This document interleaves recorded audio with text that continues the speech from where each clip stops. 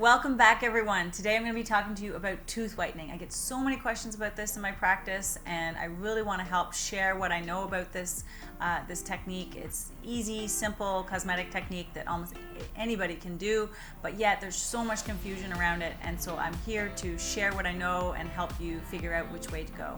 So we will get started.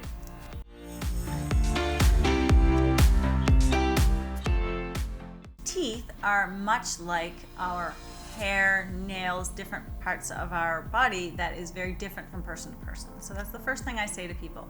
I have a look at their teeth, and I would, be able to tell quite quickly how thick or what the quality and the condition of the enamel is when we start.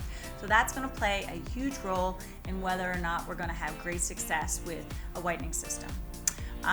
There are different whitening systems. I'm going to get into that in a minute, but I do want to continue on with this. So the enamel itself, depending on the thickness of the enamel, that is one big factor. Some people have very nice thick enamel, and it may be dark, but it's very nice and thick.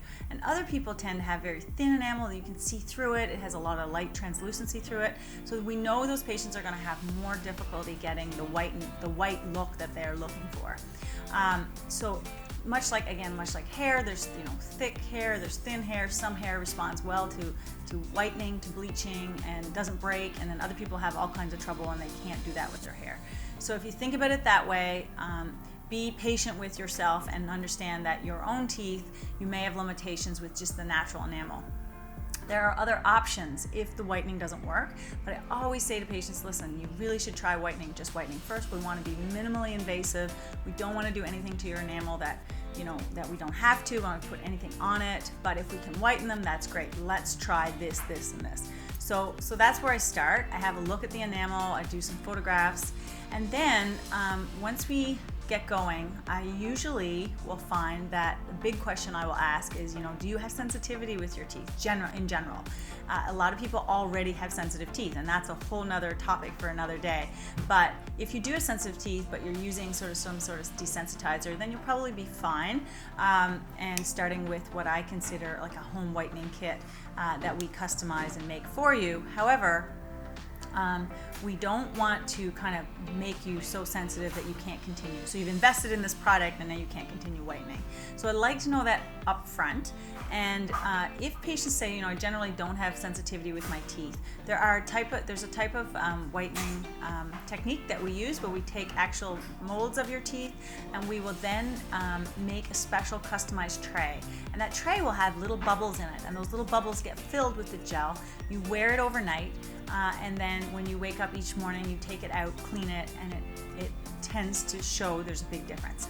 I like to tell patients to actually only whiten their upper jaw first with this custom tray, because then you can really see, you can compare against the bottom, and the patient you start to feel that you have some way to judge that you're getting whiter. You want to be able to measure it somehow. In the dental office, I will actually take a shade tab and look at the current shade, so that when you come in for your 1 week follow-up, which I do, I like to follow people, I like to make sure they're happy and we're getting the results that we want. So I bring you back and have a look, and if things are changing, we're actually using the shade tab. So if you've done upper and lower together, we can just use the shade tab. Otherwise, just do your upper arch first. So we want to use the whitener overnight if possible. I have tried personally many different whitening systems in my clinic. I've done the in-office whitening. I've done a couple different techniques with in-office whitening. I've both used Zoom and Glow for in-office whitening. Those are good products, but for the in-office application, I did not find I got the results that I got with, for example, Opalescence Take Home nighttime with the custom trays. Again, it's very technique sensitive, it's very time consuming. So if a patient can just wear this while they're sleeping, it's so easy, and it's in my opinion, I do find I get better results. Another big question that I get is, is whitening safe for my teeth? And it is very safe. It's been FDA approved. It is really just hydrogen peroxide, and there's a form, the chemical way they combine it with carbamide, so they call it carbamide peroxide, and that is a very sort of stable, more stable version of hydrogen peroxide that can then be delivered to the teeth. The sensitivity and irritation that sometimes occurs is, in my my experience, always been temporary. I've never seen any long-term effects from teeth becoming, permanently sensitive or gums being permanently irritated from tooth whitening. If the trays fit well, or whatever technique you're using, if there's not a lot of spillage over onto the tissues, that's good because you're going to have less problems. But overall, it's very safe and it works really well. It, however, will not work for teeth that have fillings or bonding or crowns, things like that. Once the tooth is bonded or something's on the tooth, you cannot actually whiten that. So keep that in mind. If you have a lot of fillings in the front teeth, you may have to replace those fillings with a whiter shade once the rest of the enamel has been whitened. A really common thing that happens after patients come in after a week, they say, I'm really seeing a lot of differences, but I still see a lot of yellow, or I still see a lot of darkness down by the gum line. So up by the gum line here, or especially canines. Our canines, the enamel on our canines is different. It has a little bit thinner enamel up towards the gum line, and also sometimes it's sort of a bulge. So you see that little bit more yellow show through, which is the inner part of the tooth called the dentin. Our teeth taper, the enamel tapers to a very fine edge towards the gum line. So remember what I said before about the thickness of the enamel. If the enamel is very thick, you're going to see a nice bright change, and that's sort of from the body of the tooth all the way to the edge. But if you're not seeing that major difference at the gum line, that's normal. I would not expect you to get that because the enamel really thins out there, and it thins out differently for different people. So you have to be a little bit careful about those expectations. You're not going to see the bright white at the gum line that you're going to see at the rest of your tooth. Some people it's dramatic, some people it's not. Again, it just varies with the biology of the person. If you really still desire something more and you really don't like that look, you would have to consider maybe some bonding or veneers. So that's something, again, another topic for another day, but I really encourage you to just try the whitening first because, of course, it's more conservative. Really big question I get too is, does it last? Am I going to have to do this every couple months? When am I, have to do this? If you do have these custom trays that I'm talking about, you haven't moved your teeth, you can have those trays forever and you can always touch your teeth up. But that initial bulk of whitening really does last. I have found from people that I've spent years with, from my own teeth to my team members' teeth, once they've whitened, they really not have to do many touch-ups later on. If it's done really well and the enamel is not too sensitive and you've been able to complete the process.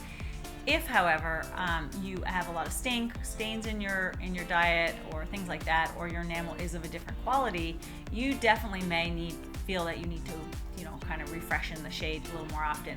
It's also a very personal preference. I mean, some people are really, really particular about making sure that white is at that level all the time. So really up to you what you feel necessary to do. You can always do touch-ups. I would recommend maybe every 6 months to a year. Absolutely, if you have to, but personally, I've never done that. I hear a lot of people tell me also that they're using whitening toothpaste and they think that this is going to whiten their teeth, or it's just an easy way to whiten the teeth. I am going to be talking in a future episodes about different products, so I will get into that then.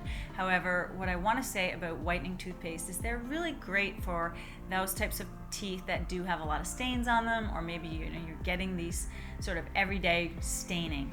As far as altering the real shade of the enamel, I've never seen a tooth whitening, and this is again just my personal preference, but I've never seen a tooth whitening toothpaste ever permanently whiten someone's teeth. I think if you have stains and you can remove those, of course your teeth are going to look a little whiter, but you're not going to really see a big change. So definitely for maintenance, those whitening toothpastes are great, especially if you are doing a whitening, if you do have stain-causing foods in your diet. But as far as giving you that initial whitening, whiter smile, I think it's near impossible to get that with a tooth whitening system. We do have in the office different types of techniques to get stain off very rapidly. We do sort of like a microabrasion type of removal of any stains, things like that are on the teeth. And sometimes that's great because we can get that off and then you can start whitening right away. If you're already dealing with a lot of stain, you're kind of paddling against the current. So if you want that, that's another thing that we can do. And like I said, these systems, they really work well, but it just depends on what you can do. Some people find that their teeth are too sensitive, so they can't whiten every night. So they may have to alternate nights. Another thing I find helps, because I did have sensitivity on my lower teeth, is Advil helps, or ibuprofen really helps kind of cut any temporary sensitivity that you might have. Different fluoride or Crest Pro Relief, for example, is one that we recommend as a mouthwash to use while you're whitening. There's even professional desensitizers that we can put on your teeth if you're really having trouble. But I've really not had anybody have any major trouble or any long-term effects from whitening. So that being said, I would highly recommend that you try this first. So on my channel, I'm actually going to be starting to do product reviews, and I think there's a lot of demand out there for people to kind of really understand. I'm going to be doing my own testing, and I have my own experience and my own expertise to share with you to why I think you should try this product, or whether or not it's safe or good or effective, all these things. So if you'd like to hear more about this, please leave me a comment below, or subscribe and like to my channel. Until then, I will see you soon.